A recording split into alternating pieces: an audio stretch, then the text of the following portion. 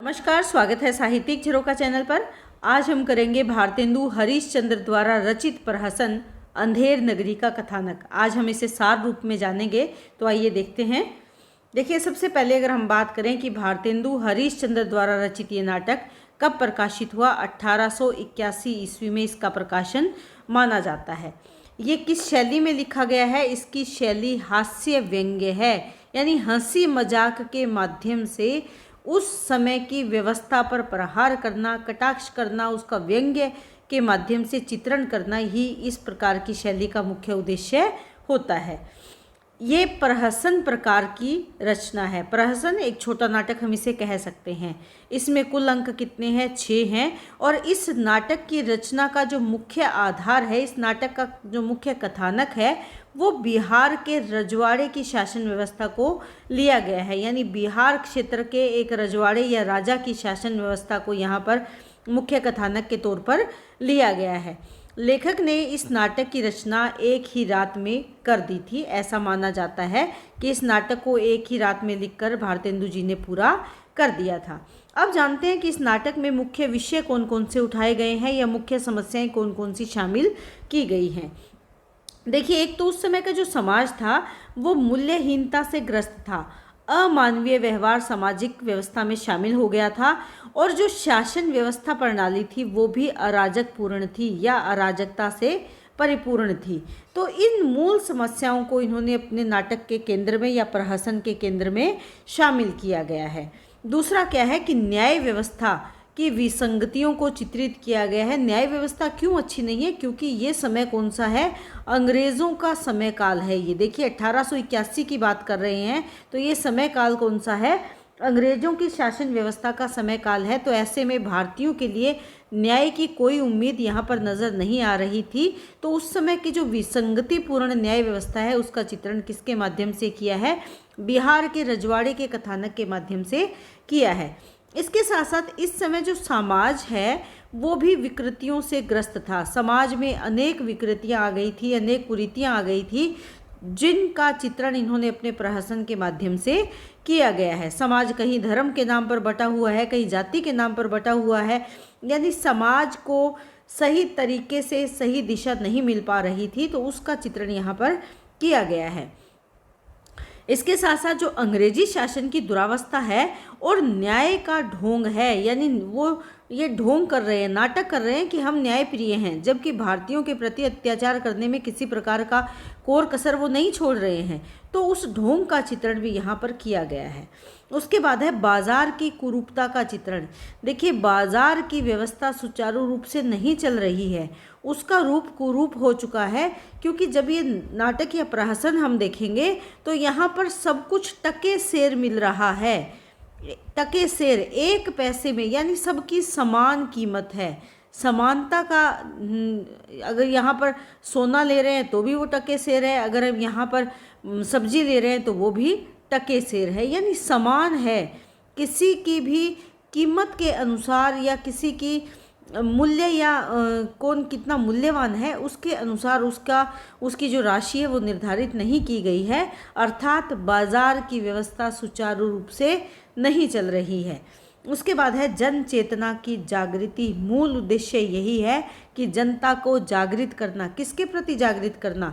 अंग्रेजी शासन की दुरावस्था के प्रति जागृत करना।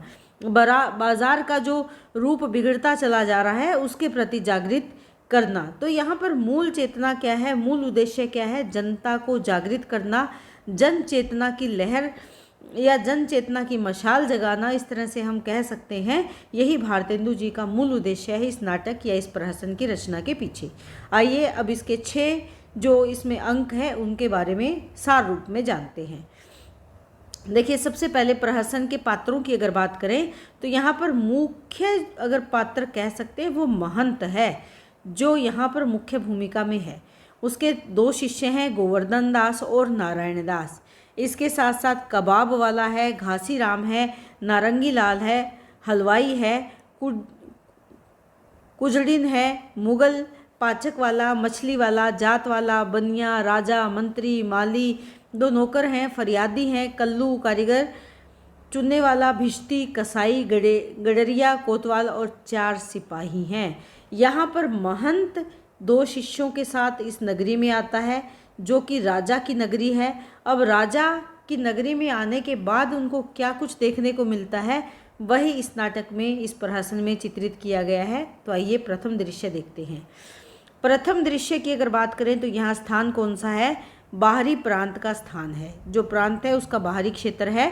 यहाँ पर महंत जो गुरु है और 2 शिष्य हैं जिनका नाम नारायण दास और गोवर्धन दास है। इस दृश्य में महंत और उसके दोनों शिष्य भजन गाते हुए एक नगर में प्रवेश करते हैं। महंत अपने शिष्यों को शिक्षा देते हैं कि व्यक्ति को अपने जीवन में लोभ का परित्याग करना चाहिए। पहले दृश्य का मूल क्या है? वो मूल उद्देश्य यही है, यही बताना चाहते हैं कि लोभ का परित्याग, कि हमें लालच से दूर रहना चाहिए, क्योंकि लोभ एक ऐसी प्रवृत्ति है जो हमारे अंदर के विवेक को नष्ट कर देती है। अपने शिष्यों की प्रवृत्ति के अनुसार, प्रवृत्ति होता है व्यक्तित्व की विशेषताएं, शिष्यों की प्रवृत्ति के अनुसार गुरु दोनों को 2 विपरीत दिशाओं में भिक्षाटन यानी भिक्षा लाने के लिए, भिक्षा मांगने के लिए भेज देते हैं। गोवर्धन दास थोड़ा सा लोभी है, आलसी और लालची था, उसे गुरु पश्चिम दिशा की ओर भेजते हैं। और नारायण दास जो कि परिश्रमी है, उसे पूर्व दिशा की ओर भेजते हैं। देखिए यहाँ से हमें उनके शिष्यों के व्यक्तित्व का पता चल रहा है कि गोवर्धन दास लालची है जबकि नारायण दास परिश्रम या मेहनत में विश्वास या भरोसा करता है। तो वो कहाँ जाता है? पूर्व दिशा की ओर। गोवर्धन दास अपने गुरु महंत जी से कहता है कि वह बहुत भीख लेकर उसके पास लौटेगा, क्योंकि देखिए बहुत भीख यानी वो लालच कर रहा है। महंत उसे समझाते हैं कि अधिक लालच नहीं करना चाहिए, क्योंकि लालच ही पाप का मूल है। लालच से यश और मान सम्मान दोनों ही समाप्त हो जाते हैं। इसमें भारतेंदु जी ये संदेश देते हैं कि पूर्व में रहने वाले भारतीय जब पश्चिम का अनुसरण करते हैं तो ना हम घर के रहते और ना ही घाट के। देखिए 2 दिशाएं ली गई हैं, पूर्व दिशा और पश्चिम दिशा। तो ये क्या कह रहे हैं कि पश्चिम का अनुकरण जो करते हैं, पश्चिम का अनुकरण क्या है? अंग्रेजी पाश्चात्य सभ्यता का जो अनुकरण करते हैं, ना तो हम घर के रहते हैं और ना ही घाट के, क्योंकि हमारा मूल, हमारी संस्कृति पश्चिम से अलग है, पश्चिम से भिन्न है।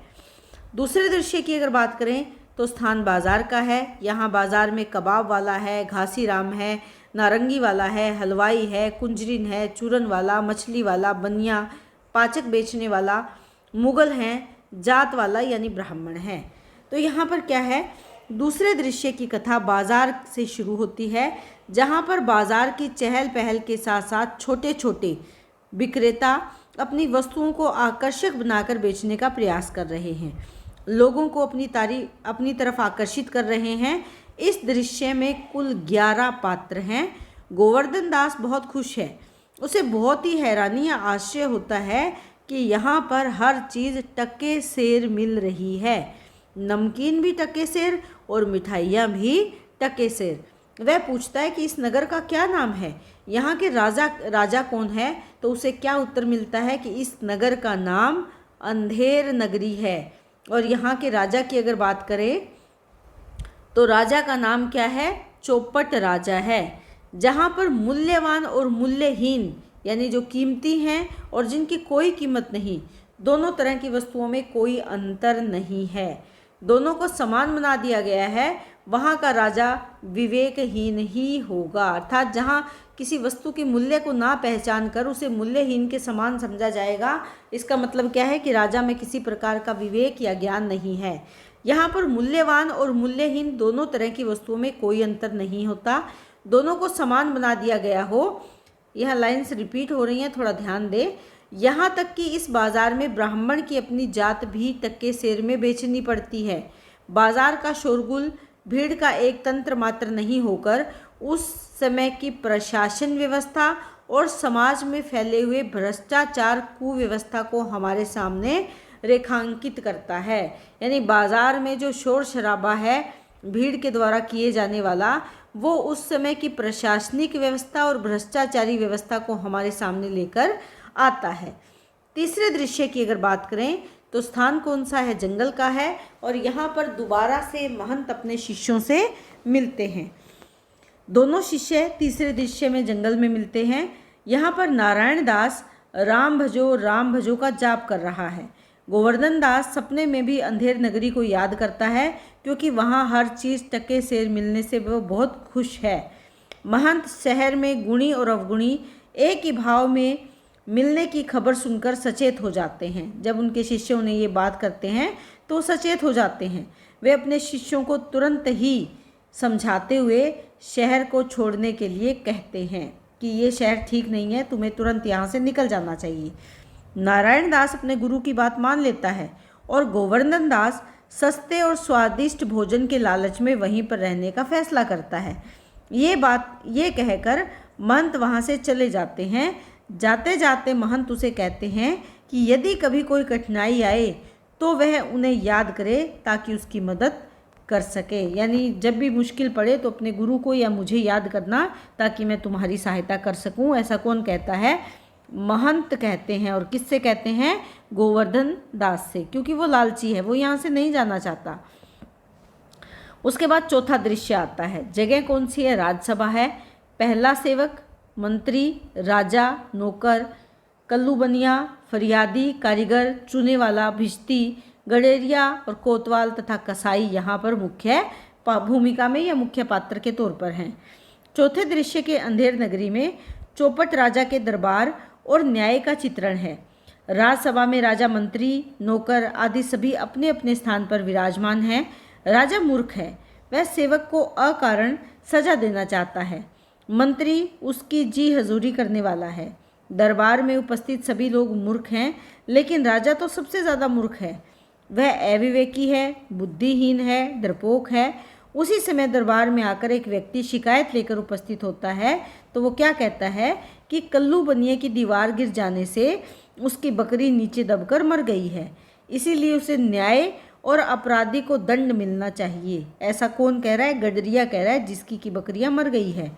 मूर्ख राजा अपनी मूर्खता का परिचय देता हुआ नगर के कोतवाल को फांसी की सज़ा सुना देता है और स्वयं मंत्री का सहारा लेकर वहाँ से चला जाता है। देखिए, किसी की दीवार, किसी की बकरियां, और सज़ा किसको हुई?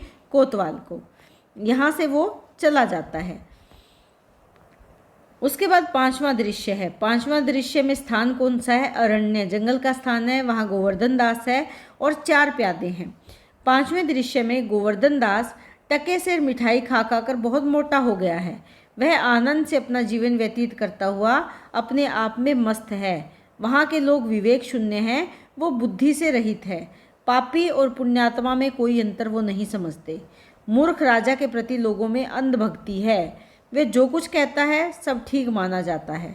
उन लोगों का मानना है कि राजा अन्याय नहीं कर सकता, सबको एक ही लाठी से हाँका जाता है। इतना सब होने के बाद भी गोवर्धन दास वहाँ पर खुश है, क्योंकि उसे खूब खाने को मिलता है। वो सोचता है कि उसने गुरु के साथ नहीं जाकर बहुत अच्छा किया है। लेकिन तभी गोवर्धन दास को 4 सिपाही पकड़कर फांसी देने के लिए ले जाते हैं। वे बताते हैं कि बकरी मरी है, इसीलिए न्याय की खातिर किसी को तो फांसी पर जरूर चढ़ाया जाना चाहिए। जब दुबले पतले कोतवाल के गले में फांसी का फंदा बड़ा हो गया तो राजा ने किसी मोटे आदमी को फांसी देने का हुक्म दे दिया। यानी सबसे पहले कोतवाल को फांसी दी गई थी, सज़ा सुनाई गई थी, लेकिन फांसी क्यों नहीं दे पाए? क्योंकि वो दुबला पतला है और फांसी का फंदा कैसा है? वो थोड़ा बड़ा है, उसमें उसका गला फिट नहीं आ रहा। ऐसे में मोटे आदमी को लाने का आदेश दिया गया। गोवर्धन दास क्योंकि खा पी कर खूब मोटा हो रहा है, तो उसकी गर्दन क्योंकि उसमें पूरी आ जाएगी, इसीलिए उसे पकड़कर ले जाया जा रहा है। वैसे भी कहते हैं, वो क्या कहते हैं कि इस साधु महात्माओं की दशा दयनीय है। यानी ऐसा राज है कि वहाँ पर साधु महात्माओं की दशा कैसी है? दयनीय। राजा के डर से यहाँ कोई मोटा नहीं होता है। गोवर्धन दास अपने को असहाय पाकर रोने लगता है, चिल्लाता है और अपने गुरु को सहायता के लिए बुलाता है, लेकिन सिपाही बलपूर्वक उसे पकड़कर ले जाते हैं। उसके बाद छठा और अंतिम दृश्य आता है। स्थान कौन सा है? शमशान का। गोवर्धन दास, 4 सिपाही हैं, वहाँ पर गुरु महंत पहुँच जाते हैं। राजा, मंत्री और कोतवाल हैं। छठे दृश्य में सिपाही गोवर्धन दास को पकड़कर फांसी देने के लिए ले जाते हैं। वह सिपाहियों से अनुनय विनय विनय करता है, यानी उनसे प्रार्थना करता है, लेकिन सिपाही उसे नहीं छोड़ते। उसी समय उसके गुरु अपने दूसरे चेले नारायण दास के साथ वहाँ पर आ जाते हैं। उसकी सारी बातें सुनकर महंत उसके कान में धीरे से कुछ कहता है। इसके बाद गुरु और शिष्य दोनों फांसी पर चढ़ना चाहते हैं। गुरु चेले के इस विवाद से सिपाही हैरान हो जाते हैं कि ये दोनों मरने के लिए विवाद क्यों कर रहे हैं। देखिए यहाँ पर एक घटनाक्रम आया है कि महंत अपने शिष्य गोवर्धन दास के कान में कुछ कहता है। वो क्या कहता है कि तुम ये कहना कि फांसी पर मैं चढ़ूँगा और मैं ये कहूँगा कि फांसी पर मैं चढ़ूँगा। और ये लड़ाई देखकर हैरान कौन है? सिपाही और राजा हैरान हो जाते हैं। ये देखकर राजा, मंत्री और कोतवाल गुरु से ये जानना चाहते हैं कि दोनों आपस में लड़ क्यों रहे हैं, वो भी किस लिए? मरने के लिए। तभी गुरु कहते हैं कि इस अवसर पर जो मरेगा उसे सीधे स्वर्ग मिलेगा, कि ये जो समय है फांसी वाला, ये तो स्वर्ग में जाने वाला समय है। जो इस समय में मर जाएगा या फांसी पर चढ़ेगा वो तो सीधा स्वर्ग में जाएगा। गुरु के बात पर राजा स्वयं फांसी पर चढ़ने के लिए तैयार हो जाता है। देखिए राजा मूर्ख है, इसीलिए उसे लगता है कि फांसी पर तो चढ़ने का अधिकार केवल राजा को है, क्योंकि स्वर्ग में जाने का अधिकार किसको है? राजा को है। तो ये उचित समय तो मेरे फांसी पर चढ़ने का है, और राजा फांसी पर चढ़ने के लिए तैयार हो जाता है।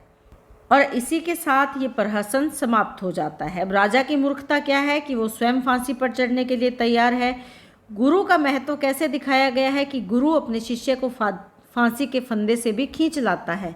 अर्थात गुरु के माध्यम से व्यक्ति जीवन में सही दिशा प्राप्त कर सकता है, और मूर्ख राजा जिस राज्य में राज करता हो वहाँ की दशा और दिशा को कोई भी सुधार नहीं सकता। तो इसीलिए अंधेर नगरी और चौपट राजा एक अच्छा प्रहसन है तत्कालीन सामाजिक और राजनीतिक, या कह सकते हैं कि उस समय की प्रशासनिक व्यवस्था पर इसके माध्यम से करारा व्यंग्य किया गया है।